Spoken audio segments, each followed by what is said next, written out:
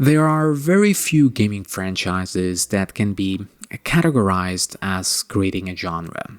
A zombie game, though not a genre or subgenre in of itself, is still sometimes labeled as such, as a zombie-based horror game. The first ever to crown it was the most perfect zombie game name ever, Zombie, or the Evil Dead video games. But it wasn't until 1996 it became mainstream in gaming, with none other than Resident Evil. From there and until the present, it became the zombie game, the game that did it right. It was the zombie game that incorporated horror and survival elements perfectly with its light action, heavily emphasizing exploration of its claustrophobic levels to progress further or even just for secrets.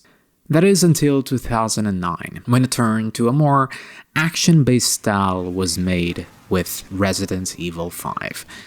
And yeah, And after that, we got whatever nightmare that came from, and Resident Evil 6, which was fairly decent on Leon's campaign, but pretty much a more modern Resident Evil 5.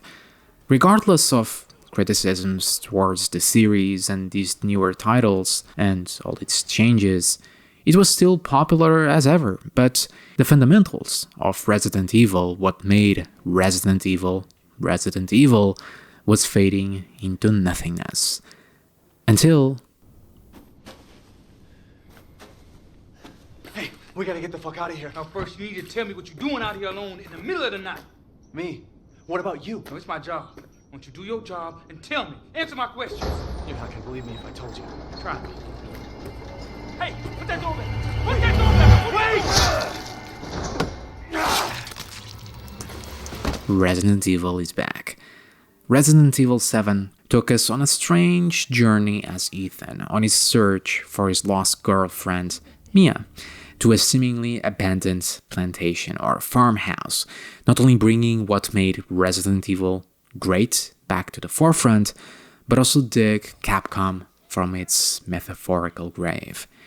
Up to this point, Capcom game releases were not only subpar, they were also embroiled in an array of controversies and shady practices when it came to DLC contents mainly. Anyone remembers that Street Fighter X Tekken fiasco? And many others. The players' goodwill towards Capcom was on an all-time low. And then, out of nowhere, we got Resident Evil 7, which at the time I had zero expectations of. And after that, we got Monster Hunter World, and Resident Evil 2 Remake, and Devil May Cry 5, and oh my god, Capcom, we love you. Especially as a PC gamer, since these ports were amazing, except for Monster Hunter World, that was a little bit shady. But it all started with this, Resident Evil 7, and 2 years, almost 3 years now. How did they do it? How is Resident Evil 7 so good? Especially coming out the back of Resident Evil 6 and whatever that is. Simply speaking, it went back to its roots. Yeah, that easy. No more multiple different locations to go through, no more silly action, Call of Duty style. Nothing grandiose. There's a few handful of locations with one big, memorable one. There's creepy enemies, and there's a great and terrifying exploration to be had. And instead of a mansion or a police station, we got the Baker's family house. Now, we all know how the Bakers are just a bunch of awesome crazies, but now we also know the tragic story behind it all with Evelyn, which honestly is a little bit sad. The story of Resident Evil is never the focal point on any game, but here I was surprisingly enthralled by it, and playing a second time around, knowing that the creepy old lady was Evelyn all along, and there were goals, created this really cool experience, like I know who you are bit, but also made me look for little clues and connect the dots with everything, like I was watching this movie with a crazy twist at the end, and on my second viewing, I'm just seeing all the little subtle details left by the director. However, like I said, we don't play Resident Evil games for their story, we play for their horror, for their survival and exploration aspects, and for me, I never saw Resident Evil as super terrifying games.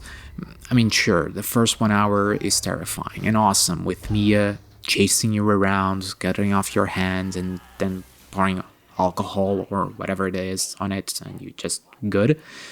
The dinner scene after and Jack chasing you defenseless also has to go down as one of the best and memorable Resident Evil moments or sequences, and even after doing it a couple of times, it never ceases to be scary or heart-pounding. But once you get your weapons and know your way around the levels, once you really start the game, sure, you might get a true scare here or there with the bakers, but for the most part, the game is simply intense, just like the originals were, and we can see that vividly with Resident Evil 2 Remake and compare both of them. Has scary parts, sure, but is just intense and suspenseful. The unknowing what's behind the door, or will you have enough ammo to deal with whatever shows up, the phenomenal atmosphere, be the low visibility or all the little sounds like boot cracking or objects moving in the wind, or just how creepy and messed up this house or this location that you are in looks like.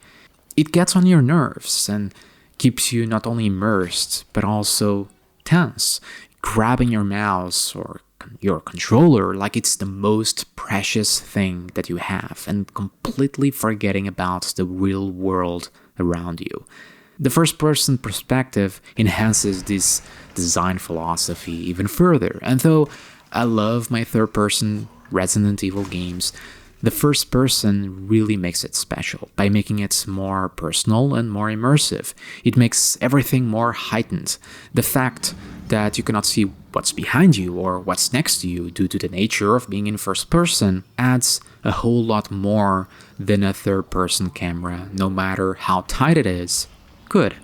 Being afraid to turn the camera around or face something directly at you is equally terrifying, suspenseful, awesome that only this perspective can realistically achieve. One of my favorite bits, and where this is put to the test in Resident Evil 7, was when investigating the mysterious bedroom of Evelyn. The constant darkness and tight corridors, all the creepy toys moving for some goddamn reason, but seemingly no enemies. Just you and the creepy environment. To then finally see her, the Halma-like little girl. Partially anyway. That was the section I got the most chills down my spine, like I was watching some Mike Flanagan or Ari Aster movie. If you add this section of the game in a third-person perspective, for an example, would it be as awesome? Sure. But would it be as impactful? Not really. No. And when it comes to sound design, taking aside the great atmosphere we went over, the game also knows exactly when it should be quiet and when it should have its nerve-wracking music playing. Soundtrack in games, when done right, are often used with a purpose, and usually go unnoticed. A game like Doom uses that heavy metal soundtrack and beats to keep the player feeling confident and powerful. It adds to the overall sense of being a badass. A game like Dark Souls or Sekiro uses those haunting tones to make you feel afraid. It adds to your nerves even more so than the fight itself. It can almost be seen as a cheat to turn off the music altogether so you can focus on the fight more and make it slightly easier. And a horror game often uses it in a very similar way, and on Resident Evil 7, it's often quiet when exploring, with music only coming in when near a baker or enemy, really driving the tension even higher, especially in moments where you hear it, but you don't know exactly where the mother is, or Jack, or even the mold creatures. But at the same time, the game knows when to keep it quiet, so you get surprised by it. But these small scares are earned, they are not cheap like you would find on a crappy horror movie. But Resident Evil 7 also captures the essence of the originals and up to Resident Evil 4 perfectly, and then some. Of course, due to technology, they can do so much more now with sound and visuals than just hide things behind that weird camera angle that the originals had.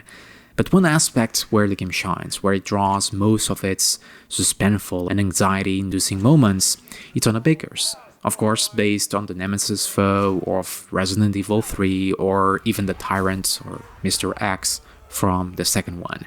This unstoppable force that chases you around, seemingly unkillable until a later phase.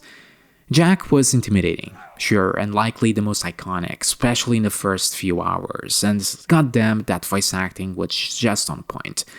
But for me, the mother was the one that terrified me the most, with her freaking bugs and screams and their weird walking. So it was pretty satisfying feeling her gross and mutated body with shotgun shells and fire, but it's in those chase segments where the game is at its best. When it came to the action side of it, the knowing that you cannot defeat them, that you simply have to outsmart them until a later phase, was handled beautifully.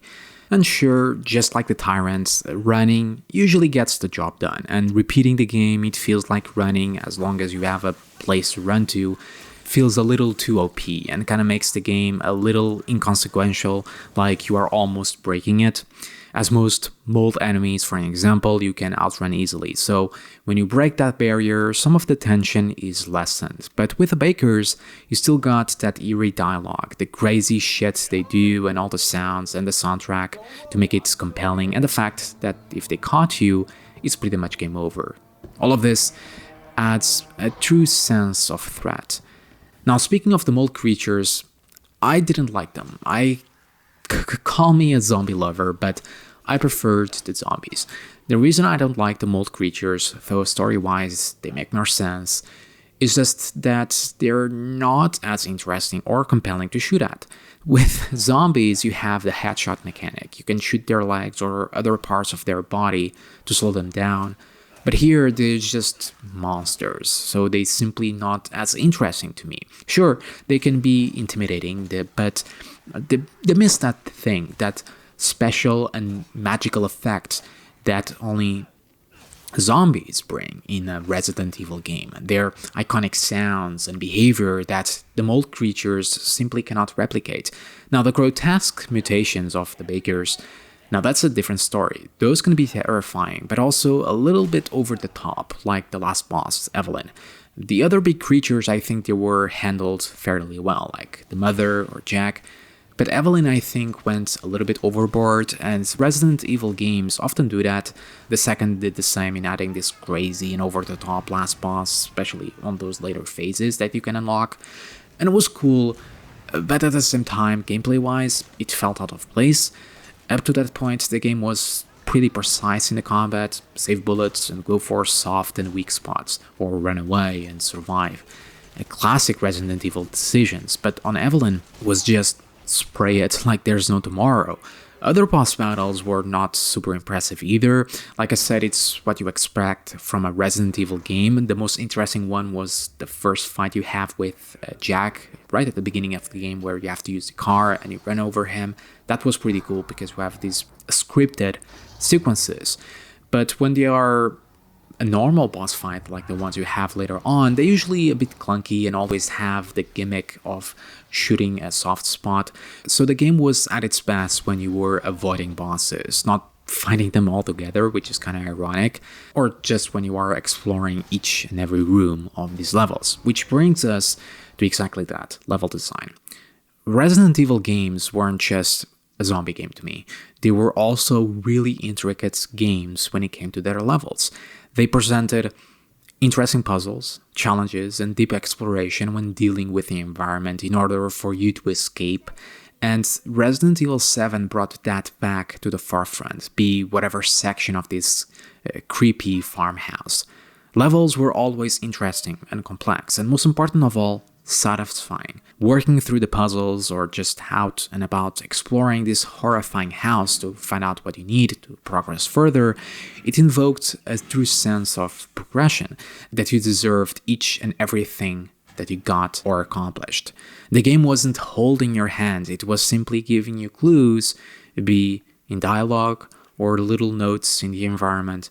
It left all on you to figure out, like the dog heads or some key that you needed. And the way it all connects, the floors and their verticality, the little hidden pathways, It's just fascinating to explore and see how all of this comes together. You are constantly thinking about what you need to do and how you need to do it, always making decisions, leading you to never be bored, even when there's no fighting or chase sequence. But when there is, it completely changes the way you see the level. Places that you deemed safe before no longer are. So your whole decision making shifts, constantly keeping you on your toes and adding a nice flow to the way you interact with the game that isn't always the same, but that changes, that evolves. The inventory management, which I thought would never be back, is also equally engaging. Sure, it can be annoying at times when you cannot fit everything, like your ammo or herbs, and a little checkmark, just like the remake on items that you no longer needed, would have been appreciated. But it also forces you to really think about what you should bring and what you should prioritize, complementing the overall decision-making when traversing the environment and levels. Simple, but effective. So all of these decisions outside of the action, which is not a whole lot when you really think about it, really makes Resident Evil for me. And it's beautiful to have it brought back onto the franchise all these years later. The only level that I realized that felt out of place, just like the Evelyn boss fight, was the salt mines. Up to that point, every level was complex, intricate, with interesting places to discover and explore, from the farmhouse to the ship. But the salt mines were just a linear and boring looking level where you had a shitload of resources from the earlier missions where you played as both Ethan and Mia. So all that level just felt like I was playing Resident Evil 5 or 6, and overall the game reminded me a lot of a horror movie where the first two acts are amazing and then the ending just gets a little silly or rushed. There's great moments, sure, but again, just didn't feel very consistent, especially as I said on subsequent playthroughs.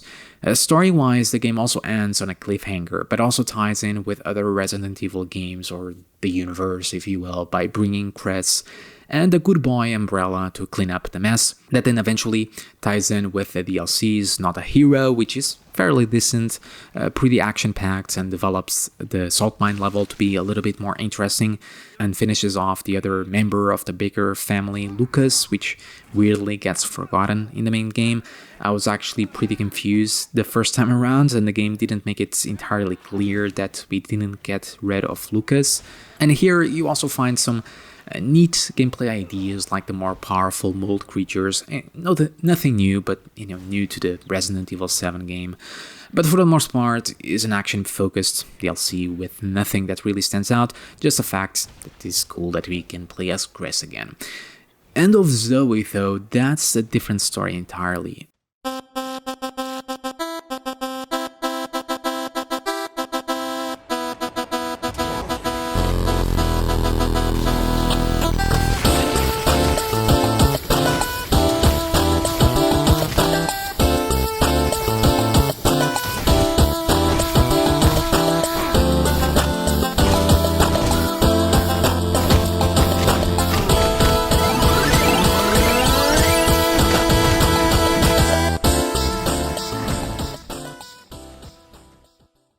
Goddamn, I never thought I would love a Resident Evil brawler-like game.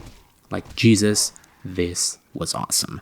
I think I loved it way too much than it was intended. Story was neat and all of that, but I can freaking punch zombie mold creatures and have a boxing/MMA match with mutated Jack Baker, which, how the hell is he still alive? The dude literally has half a face left on his entire body. Come on. But you know what? So many games try to do first-person melee combat well in terms of how it feels and how impactful it can feel with animations, Skyrim. And Resident Evil, not even trying, and they nailed it. Punches feel awesome. And sure, there's like 2 combos to do. But they feel awesome, fun to use. I just didn't get tired of it. Honestly, I wish it was longer. I felt it was way too short. I wanted to punch more mold creatures, more zombies, and eat more worms, because why not? I mean, I loved Resident Evil 7, the main game. It's a brilliant game in many ways, but Joe Baker punching zombies, now that is what got my money's worth.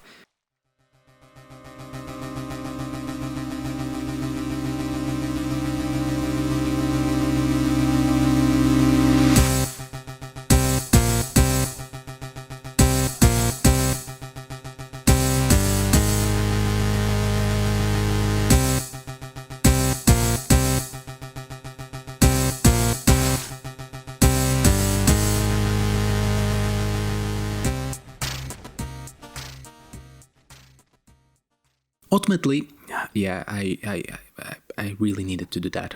But silliness aside, which is another trademark of Resident Evil games, not just with the boxing type of gameplay found in this DLC, but the game is silly. I mean, all those dismemberments with the bakers, the leg, it's just so ridiculously awesome. And yet another aspect of Resident Evil that is once again back. It's a silly premise in some ways, and they embrace it, and I love that. But I'm really thankful for its developers, as they showed to corporate Capcom that yes, we prefer the old school Resident Evil games, and because of this game, we got Resident Evil 2 Remake, one of the best games of 2019. How crazy is that? A game from, the 90s became one of the best games of 2019. And now we have Resident Evil 3 and as well, and possibly even 8, all because of this. A beautiful and very disturbing, gross, and anxiety-inducing Phoenix.